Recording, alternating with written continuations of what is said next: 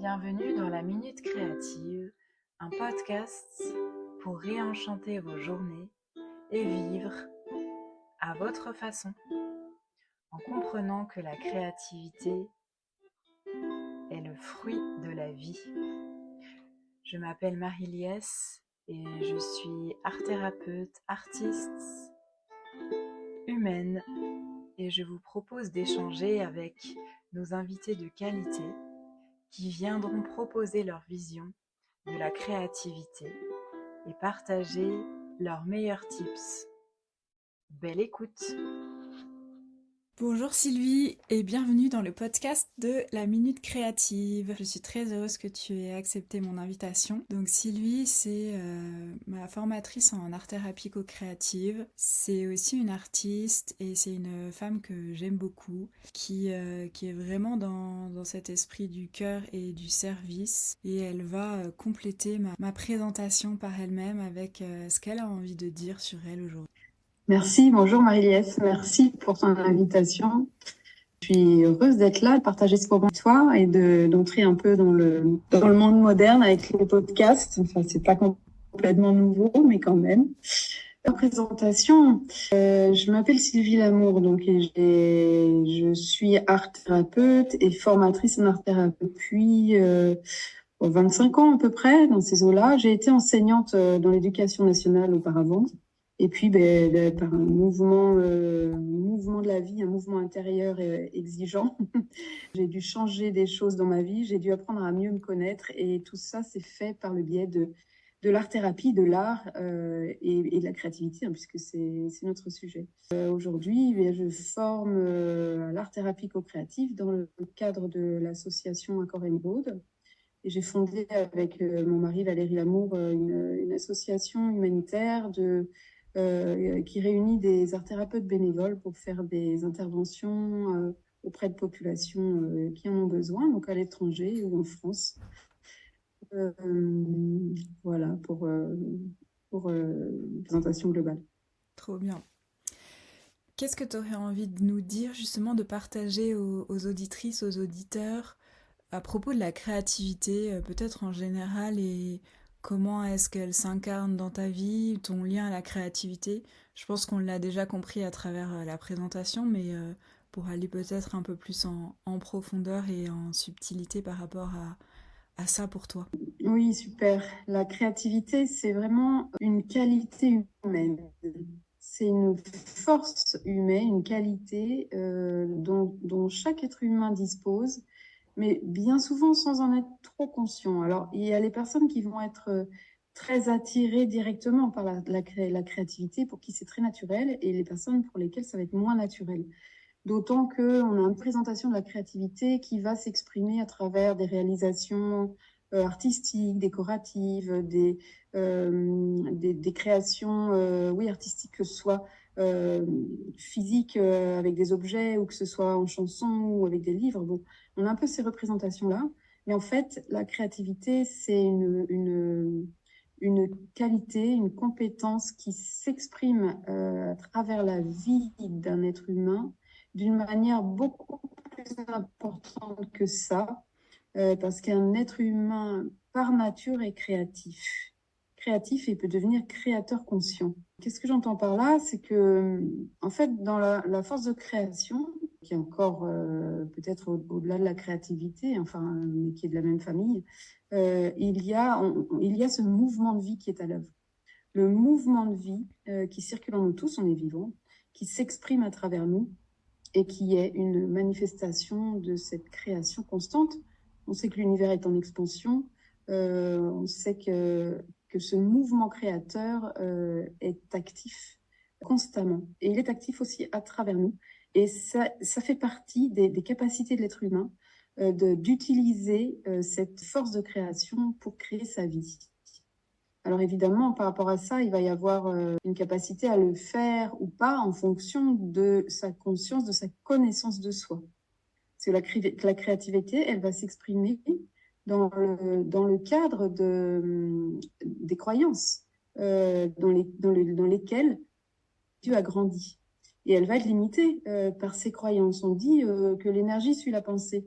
Donc, les croyances qui nous ont servi de repère et de référentiel pour évoluer, elles vont être présentes et elles vont donner une direction à cette créativité. Ça, c'est une première chose très importante à bien réaliser. Les croyances dans lesquelles nous grandissons orientent notre créativité et notre force créatrice. Une fois qu'on a bien compris ça, on comprend qu'on a des limites qui sont représentées par nos croyances, mais on comprend aussi que si on transforme nos croyances, et ben là, on éloigne ces limites et là, on accède à des champs d'expression de notre créativité qui deviennent carrément passionnants et puis qui touchent à notre existence propre. Il se passe des miracles. Merci beaucoup pour cette réponse étoffée. Qu'est-ce que, si je reprends justement ton dernier terme, il se passe des miracles? C'est intriguant. Qu'est-ce que tu veux en dire? Oui, je comprends que ça intrigue et que ça intéresse. Oui. Il y a les petits miracles du quotidien, mais en fait, et puis il y a les miracles de plus en plus gros à mesure qu'on prend force créatrice. En fait, tout ça se produit principalement parce que l'être humain souvent ignore quelle merveille il est et ignore comment fonctionner avec des capacités extraordinaires qui, bien souvent, tiennent à son niveau de conscience, son niveau d'amour et sa capacité à bien vouloir utiliser son pouvoir créateur. Alors, dans pouvoir créateur, c'est aussi le mot pouvoir qui met beaucoup de gens en colère et c'est dommage de s'en priver de ce pouvoir créateur. Mais je reviens au mot miracle. Le mot miracle, c'est quand il se passe quelque chose, quand le mouvement de vie prend une forme inattendue pour nous, une forme positive inattendue, on la voit se dérouler, on ne l'espérait même plus et la chose arrive. Ces miracles, ils peuvent s'expliquer par le travail important, le travail de conscience subtile qui est réalisé par la personne qui est sur un chemin de connaissance d'elle-même et qui va découvrir au fil des pas faits sur ce chemin des espaces, des dimensions en elle, des forces en elle qu'elle ne soupçonnait pas et elle va pouvoir les observer à l'œuvre. Et en s'observant et simplement en se libérant de lourdeurs issues et récupérées de moments de vie traumatiques, eh bien, rien que cet allègement, cette libération va générer une nouvelle vie, des nouvelles possibilités et va nous donner l'impression que des portes s'ouvrent et va nous donner la vie en fait. Le mouvement de vie va s'engouffrer à travers ces portes parce que la vie est notre partenaire. La vie n'a qu'une envie, c'est de nous mettre dans notre mouvement d'évolution.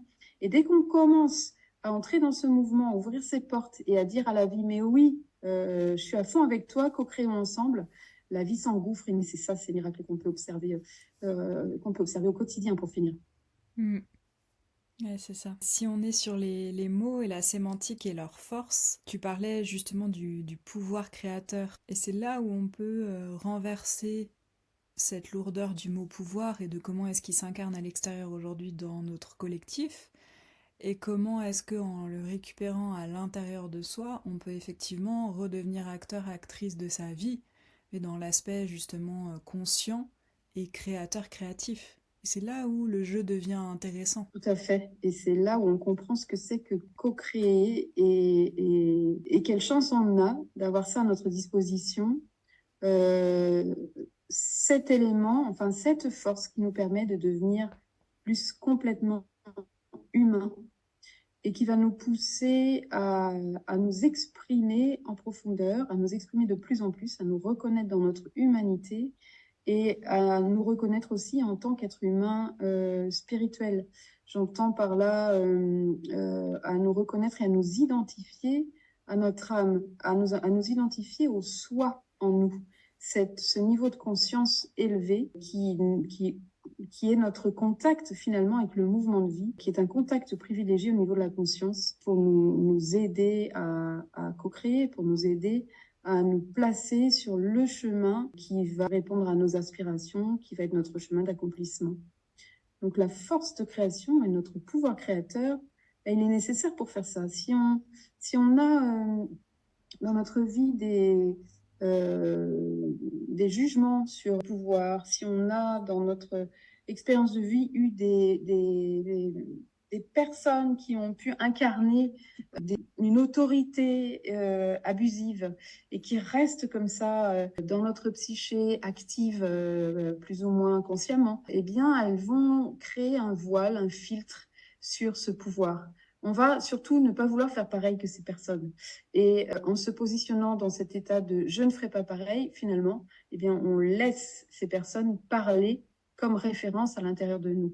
Alors que si on arrive à faire un travail pour transmuter, pour libérer, pour pardonner sans doute, on va réussir à changer de positionnement intérieur et reconnaître, pouvoir accéder à notre autorité intérieure et à notre capacité à choisir, donner une direction à notre vie. Et ça, dans la créativité, la création, c'est super important.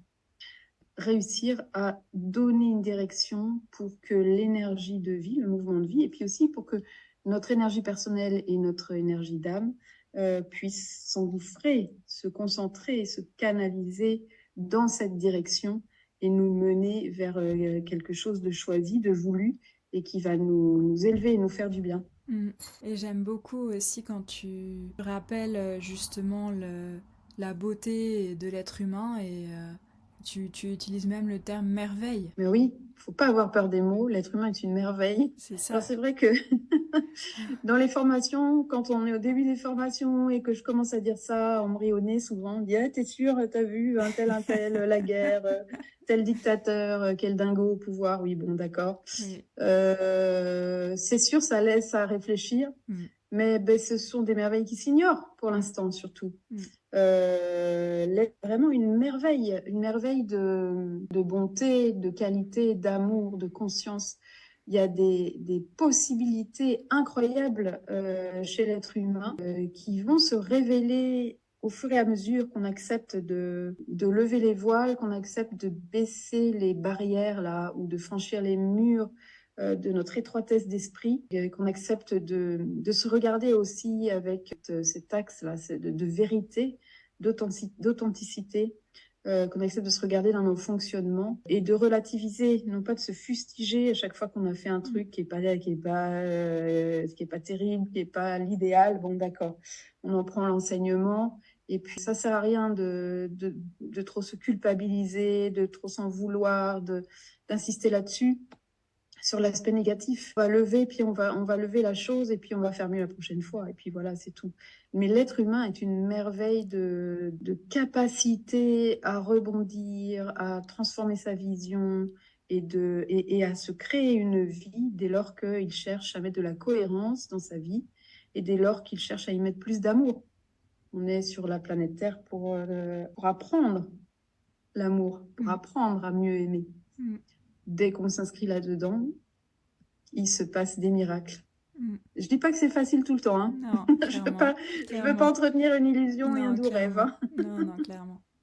Justement, c'est pour ça que c'est un apprentissage. C'est la chose dont on parle tellement et qui nous semble tellement évidente, mais en fait, le vivre au quotidien dans ces relations, c'est quelque chose, tout en commençant par la relation à soi-même déjà. Donc, ce que tu disais, comment est-ce qu'on peut déjà être son propre juge et s'enfoncer toujours plus alors que la vie nous tend la main en permanence en fait. Quand on tombe, elle est là en train de nous attendre avec la main tendue pour qu'on se relève et qu'on crée autre chose en fait. Oui. C'est ça. Donc c'est important de parler de tout ça en fait justement pour y mettre de la conscience et pour se souvenir de ça. Parce que c'est vrai que parfois les voiles c'est plus que des voiles, c'est carrément des murs en béton armé et du coup on peut avoir tendance à ne plus rien voir, à ne plus trouver le sens et aussi à vivre de l'impuissance par rapport au grand mouvement collectif de destruction dans tous les sens. Et du coup, c'est là où en fait, justement, cette essence humaine et divine de création et de créativité, elle est étouffée. Alors que ce à quoi on est appelé face à ça, au traumatisme, à la difficulté, à l'horreur, quel que soit le niveau, le degré, c'est de créer, c'est de continuer en fait la création. Et c'est là où le mouvement parfois peut être mis en pause ou s'arrêter, mais où là on propose en fait de voir que il y a quelque chose qui est possible. Et encore une fois, comme tu l'as très bien rappelé, c'est pas du tout ici l'objet d'entretenir une illusion, mais juste de proposer et de se souvenir, d'ouvrir en fait justement cette porte, de voir la lumière au bout du tunnel en fait, d'une certaine façon. C'est complètement ça, c'est-à-dire garder le cap de la lumière, continuer, même quand l'ombre donne l'impression de se resserrer, quand les mauvaises nouvelles s'abattent les unes après les autres, continue à se relier à la lumière, continue à avoir conscience de sa présence et du mouvement de vie qui cherche une voie d'expression à travers qui voudra bien l'entendre et la manifester. Et plus on sera nombreux à accepter à manifester ce mouvement de vie, c'est-à-dire à lui donner une forme concrète, plus la lumière va être présente dans nos vies et il y a une véritable possibilité de transformation en profondeur à l'échelle individuelle mais aussi collective. Et ça, cet axe de la lumière, il est tellement essentiel. J'avais envie que tu reviennes aussi sur l'aspect terme co-création, co-créativité, être co-créateur, parce qu'on l'a utilisé plusieurs fois, mais on ne sait pas nécessairement à quoi ça fait référence. Oui, c'est vrai, c'est important, d'autant qu'il est utilisé dans plusieurs champs professionnels, plusieurs domaines de la société, sans avoir forcément le même sens. Souvent, on entend par co-création le fait de créer avec quelqu'un ou de faire en commun quelque chose. Ce que j'entends, moi, dans la co-création, ce que j'entends par la co-création, un peu un double sens. Souvent, j'utilise le symbole de la croix de vie, la croix avec la verticalité et l'horizontalité, qui se coupent en leur milieu. Bon, pour faire plus simple, je dirais qu'il y a une co-création à l'intérieur de soi-même qui correspondrait à cette recherche verticale et qui correspond au processus d'individuation de Jung en psychologie. C'est-à-dire, on a une co-création entre notre personnalité et notre soi, entre notre personnalité qui a la possibilité d'agir sur la Terre, dans le monde physique, et notre soi qui est dans une sphère plus subtile, mais qui est aussi ancrée dans l'être humain. L'esprit est ancré dans l'être humain. L'être humain est corps, âme et esprit. Et donc, la co-création, elle vise déjà à s'exprimer à partir d'un alignement, à partir d'une union, à partir d'une relation conscientisée, voulue, choisie et vécue entre la personnalité et l'âme. Donc, ce qui va inspirer un mouvement de nouveauté, de création, de renouveau, ça va venir de cet espace de conscience en nous dans lequel se situent nos aspirations les plus élevées. C'est l'espace du soi. Donc dans la co-création, pour moi déjà, ça demande de pouvoir se mettre en lien avec le mouvement de vie par le biais de notre âme pour pouvoir manifester les merveilles qui nous attendent là dans le supraconscient.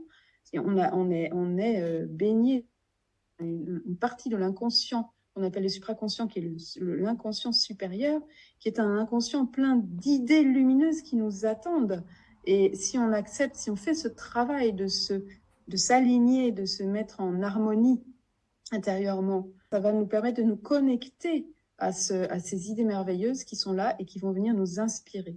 C'est la première dimension de la co-création pour moi chez l'être humain. Et donc, c'est cette dimension verticale dont je parle.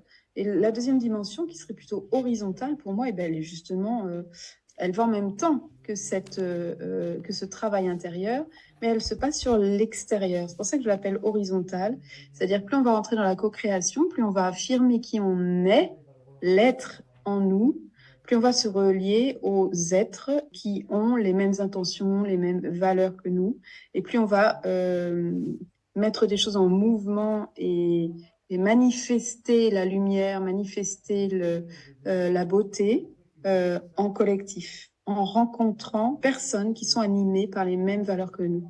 Donc il y a une co-création horizontale qui se fait à l'aide de ces rencontres qui permet de former des groupes d'individus conscients qui veulent agir et œuvrer et donner dans le même sens. C'est beau.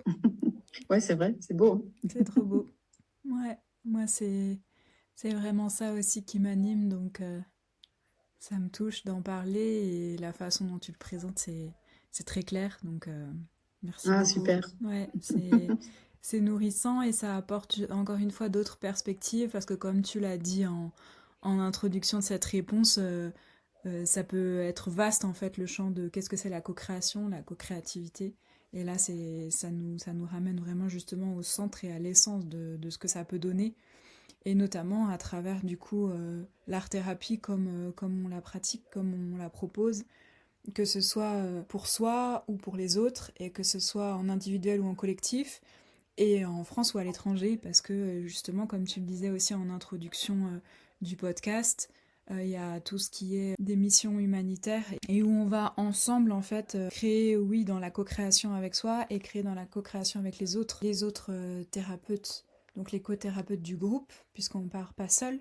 Et en plus, pour proposer un groupe, donc souvent des enfants, des jeunes, et avec qui on va co-créer. Donc il y a ces différentes couches en fait de co-création et c'est ça qui est passionnant. Ouais, c'est vrai, c'est extraordinaire, hein. Mm. Enfin, voilà, on a vraiment la capacité à transformer des choses, hein. Ça existe, je peux en témoigner.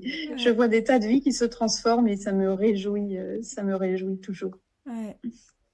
Est-ce que, est-ce que peut-être pour terminer, Sylvie, tu voudrais ajouter quelque chose justement dans le sens pour les personnes qui écoutent cet épisode de créativité dans le quotidien? Est-ce qu'il y a quelque chose qui peut nous y relier si on s'en sent éloigné à un moment donné ou si on a des a priori ou que on pense que dessiner c'est que pour les enfants ou j'en sais rien, voilà. Si tu as quelque chose à ajouter par rapport à ça. Mais oui, c'est une bonne idée en effet, parce que là, je vous ai un petit peu emmené dans de l'hyperdimension, des trucs, voire cosmiques, je ne sais pas trop comment ça peut être entendu. Après, par où commencer en fait, hein, c'est un petit peu ça C'est ça. la question. Mm. Ben, on va commencer avec soi-même en fait, et c'est vrai que l'art-thérapie là nous offre des clés géniales. On va commencer avec soi-même et on va commencer par aller à la rencontre de sa sphère sensible, parce que c'est là que ça démarre, la connaissance de soi. Qu'est-ce que ça nous dit là à l'intérieur?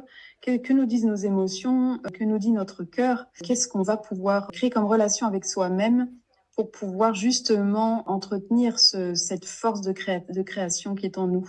Ben, il y a besoin de connaître sa sensibilité parce que ça va être notre source d'inspiration, ça va être aussi la voie par laquelle les messages, les informations venues de toutes parts d'ailleurs, hein, vont arriver à nous par la voie de la sensibilité. Et ça, si vous avez envie de commencer ce chemin de découverte de vous, ben, le dessin, coup du cœur est intéressant, très très intéressant. Le dessin, la peinture ou autre, hein, autre support. Dessiner votre cœur et voir qu'est-ce que vous avez envie de dire, qu'est-ce qu'il porte votre cœur, qu'est-ce qu'il y a dans votre cœur. Ça va être une première possibilité. Et puis, une deuxième que j'aime beaucoup, moi, qui m'a beaucoup aimé et beaucoup aidé, sûrement beaucoup aimé aussi d'ailleurs, mais bon, beaucoup aidé quand j'étais dans l'éducation nationale et je revenais tellement fatiguée de mes journées avec les enfants, avec beaucoup de tension, beaucoup d'informations. Le soir, j'avais souvent besoin de m'isoler, même un quart d'heure, et de peindre une couleur. Juste une couleur sur une feuille. Mm. De cette expérience, en fait, je continue à la faire vivre, cette expérience en moi, et je l'affine en me disant, mais quelle va être aujourd'hui cette couleur précise? Et la couleur, elle devient de plus en plus subtile, elle devient de plus en plus, je la vois de plus en plus clairement. Des fois, c'est des couleurs rompues, c'est des couleurs nuancées, c'est des couleurs avec du blanc dedans. Et je m'exerce en manifestant, en allant à la recherche, au contact de cette couleur, à trouver cette vibration-là qui parle le plus à mon cœur au moment où je la fais et qui est en cohérence avec moi. Et du coup, je la reconnais, cette couleur, et j'apprends à exprimer mes couleurs. c'est c'est un peu voilà, ce que j'avais envie de vous proposer. C'est aussi le titre d'une chanson. Je pense à Lou. Mais bon, voilà. Super. C'est super intéressant et en plus c'est accessible à tous parce que dessiner un Je cœur, pense. je pense que tout le monde sait le faire Mm. ou en tout cas peut apprendre à le faire de façon assez facile et idem que les aplats de couleurs, quel que soit l'outil que vous allez utiliser parce que ça marche très bien avec la peinture, l'acrylique, la gouache, l'aquarelle avec une autre intensité, le pastel, vous n'avez pas besoin de d'avoir énormément de matériel pour pouvoir mettre ça en œuvre chez vous, si vous en avez l'élan, si ça vous parle, bah, comme Sylvie l'a dit, pour exprimer votre cœur et puis voir ce qu'il est en train de vous dire. Parce que dans l'art-thérapie, il y a cette invitation aussi à mettre à distance, en tout cas à poser sur le papier pour se décoller de ce qui est en train de se vivre et se rendre compte que c'est quelque chose qui est en train de se vivre. Voilà, et après on peut en faire quelque chose, mais en tout cas il y a déjà cette première étape de voir, de se voir, de voir une partie de soi. Euh, ça fait du bien en fait, c'est ça. C'est ça. Mm. Ça permet de se comprendre, de se relier à soi, de conscientiser ce qui se passe en nous. Et c'est essentiel, se relier à soi. Est-ce qu'il y a un mot de la fin, Sylvie? Aimer, Ouais. aimer, et puis se tourner vers la lumière. La Mm. lumière est là, Mm. et voilà, c'est Mm. ça qui compte. Mm. Rester en contact avec la lumière. Alors, quand je vous dis se relier à soi et rester en contact avec la lumière, mais tout ça, c'est à l'intérieur de nous, hein. Mm. Il y a vraiment des portes extraordinaires en nous pour accéder à tout ça. Plus d'amour et plus de conscience, de lumière. C'est ça. Et à l'intérieur de nous, avec la porte, ça m'amène sur le temple. Et vraiment, la spiritualité dont tu parlais, elle s'incarne à l'intérieur de nous, dans notre cœur, qui est notre temple intérieur en fait. C'est Après, ça, vous y mettez évidemment les symboles et les lectures qui vous conviennent à vous dans votre culture et votre regard sur le monde, mais il y a cet aspect universel en fait du divin dans l'humain. Merci beaucoup Sylvie pour ton temps, pour cette participation riche et colorée au podcast de la Minute Créative. Avec grand plaisir. Merci, Marie-Liesse. À bientôt. À bientôt.